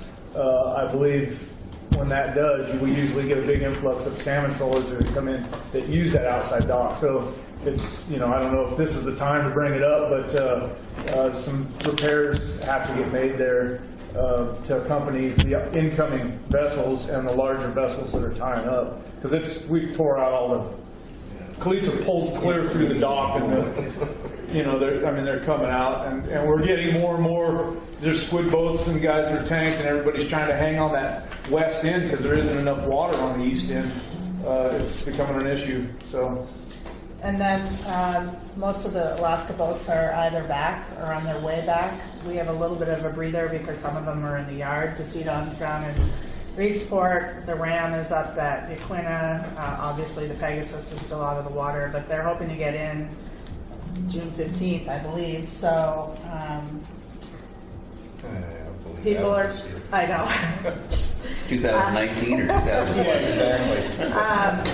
So, and people are already double tied right up at the terminal, and I've seen it triple tied in the past. But what I've encouraged, at least the people that I work for and with, is we'll make it work. With the squid fishermen, everyone's going to work together.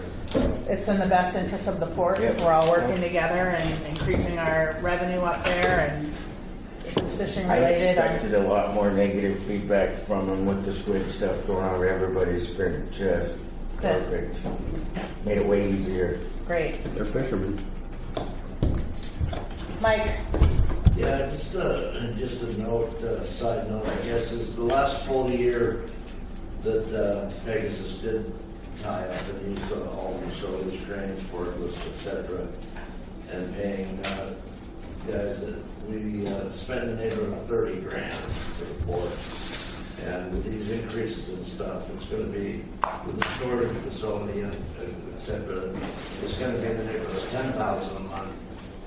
Not objecting to it, but I think people in the community think, oh yeah, they pay, $300-400 a month. It isn't like that anymore. It's $10 a month for looking for Pegasus. So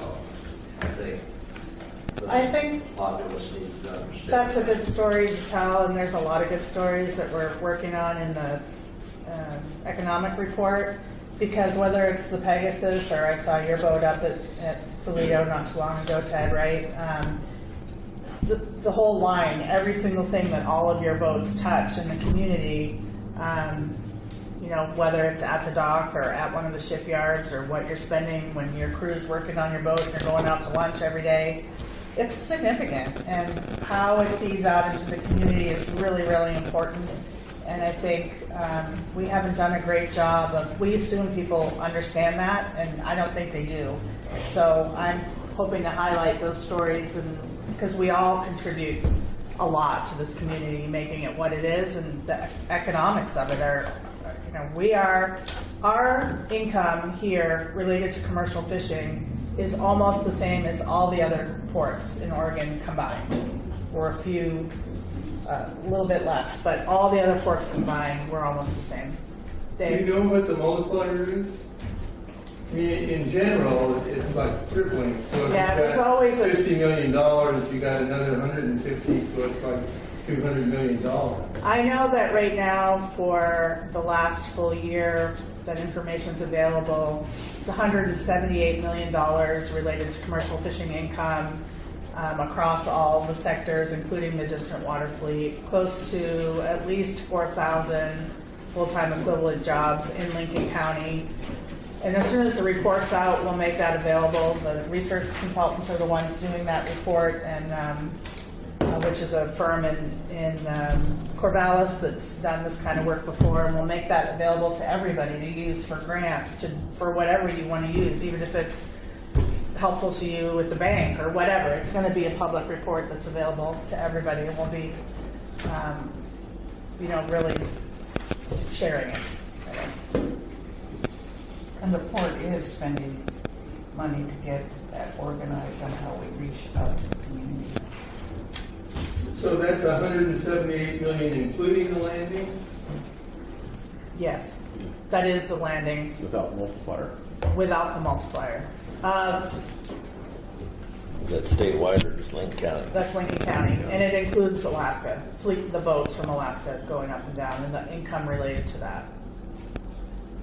Yeah, that's not using a That's not- multiplier outside the process. So it would be triple that, and normally it would be triple that. Yeah. Yeah.